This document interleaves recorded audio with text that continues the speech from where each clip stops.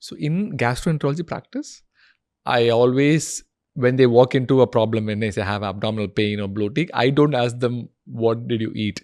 I ask them, when did you eat? When did you eat? Very important. I usually say 3 hours before going to bed, food has to be done. Food has to be done because let's say you eat at 6 p.m. I'm just saying, example. Maybe that's not a good example. Let's say you eat at 8 p.m. for your dinner. That's a very reasonable example. The digestive hormones are active for 2 to 3 hours after. So your actual fasting happens only after like 9, 10, 11 p.m. So you're entering a deep fasted state only at 11 p.m. So let's say you start at 6 p.m., 7, 8, 9 p.m. So you are entering a deep fasted state already. That gives a lot of melatonin surge, the growth hormone surge we talked about. And that is a huge, huge rest to the GI tract. Huge thing, huge factor. So I always tell my patients that if you follow this on a daily basis, you will never see me again. Which is a problem, which might be a very good thing for you. So then promoting sleep, right? Foods promoting sleep is tryptophan. Yes. Rich in tryptophan. Because of serotonin release. Serotonin release. And we always say that. And always say that when you are eating close to bedtime. So serotonin and melatonin are actually related compounds. They come from the same precursors. Same precursors. You deal with SSRI, serotonin a lot. I don't deal with it, but I have an interest in studying neurochemicals, neuromodulators. And dopamine is my favorite, as you know. Stop scrolling. So scrolling actually stimulates dopamine in your body. In your brain. In your brain. So it's many people talk about dopamine as a reward chemical. To be honest, dopamine is not really a reward chemical. It's a motivational chemical. It's the chemical that says, I want to get up in the morning and go do my work, do this, achieve this. The consequence of achieving something is the reward. That's why dopamine has got linked with reward. And there is a spike in dopamine, but it's the anticipation of a reward that actually spikes your dopamine more than the reward itself. Wow. And from dopamine, there is a concept called reward prediction error, from which some computational neuroscience has come about. Tell me more. I'm not very sure about what exactly has come about from that, but it's something called reward prediction error. So when you are expecting a dopamine surge or a reward and you don't get it, and there's a crash in your dopamine levels, that changes the circuitry in your brain. And then you go into the opposite side of, dopamine withdrawal. And that modeling has been used for machine learning to teach machines how to learn from behaviors. Wow. So it's the same model which has been applied in machine learning. It's very interesting, actually. So I'm sure somebody in the audience from a machine learning background will be able to say more about this, but this is what my understanding of it is. Wow. The more you scroll, you are waiting for that dopamine to hit. Until then, you keep scrolling. So what happens is when you look at one reel, then you got your dopamine reward from that reel. You scroll to the next one. But the next one doesn't seem as interesting. And then you keep scrolling, waiting and waiting and waiting and waiting for that next hit, the next dopamine reward. But it doesn't come.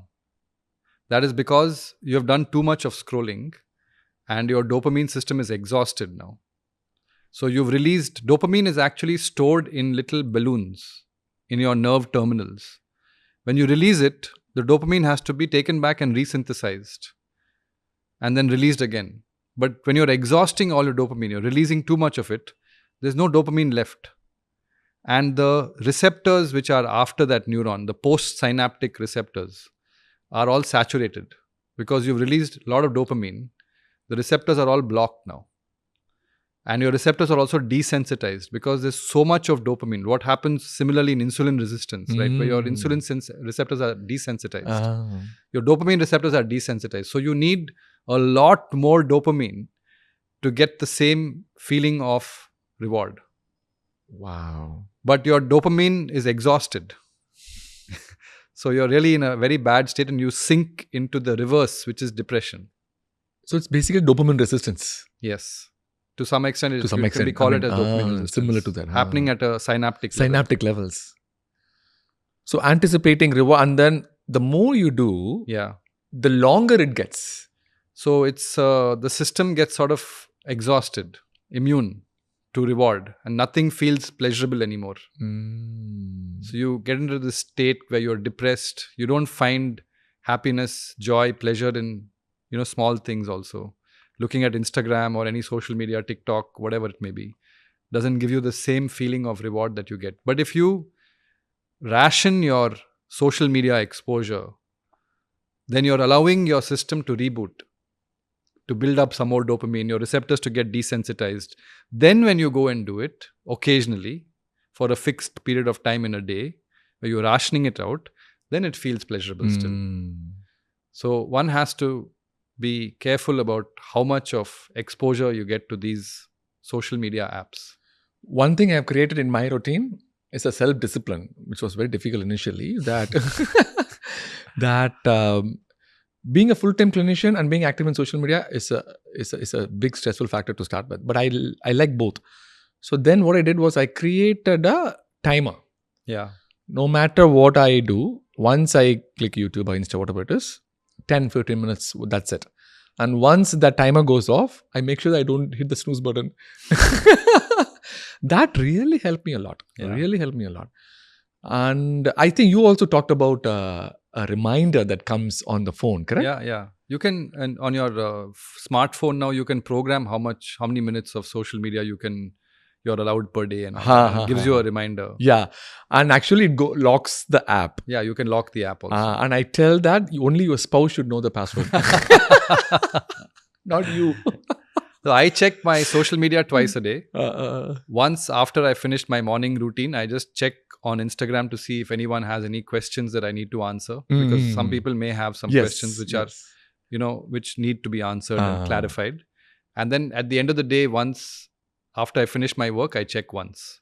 So barely 5 minutes each time. And I usually don't scroll that much on social media, although I have advised everyone to stop scrolling. They all say, if you ask us to stop scrolling, how will we come across your videos? Your videos are okay. No, you scroll until the dopamine hits is okay. So we're going out of topic, but I think it's a good thing to talk as a physician. I have been in this social media for the last 2 years very actively, where this is not my full-time job, right? So my full-time job is my clinical profession. Yes. So I'm not dependent on financial return on YouTube at all. In fact, most of the income goes to the charity. Oh, similar to you, I also have a charity in Madurai. So for me, the pressure is not there. I'm doing it for fun.